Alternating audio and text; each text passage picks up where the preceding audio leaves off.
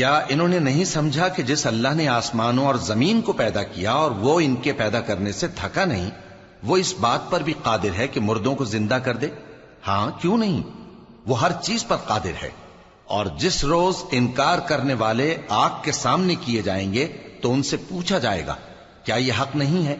تو کہیں گے کیوں نہیں، ہمارے پروردگار کی قسم یہ حق ہے۔ اللہ فرمائے گا کہ تم جو دنیا میں کفر کیا کرتے تھے تو اب اس کی وجہ سے عذاب کے مزے چکھو۔ پس اے نبی، جس طرح اور عالی ہمت پیغمبر صبر کرتے رہے ہیں اسی طرح تم بھی صبر کرو، اور ان کے لیے عذاب جلدی نہ مانگو۔ جس دن یہ اس چیز کو دیکھیں گے جس کا ان سے وعدہ کیا جاتا ہے تو یہ خیال کریں گے کہ گویا دنیا میں رہے ہی نہ تھے مگر گھڑی بھر دن۔ یہ قرآن پیغام ہے جو پہنچایا جا چکا، سو اب وہی ہلاک ہوں گے جو نافرمان تھے۔ بسم اللہ الرحمن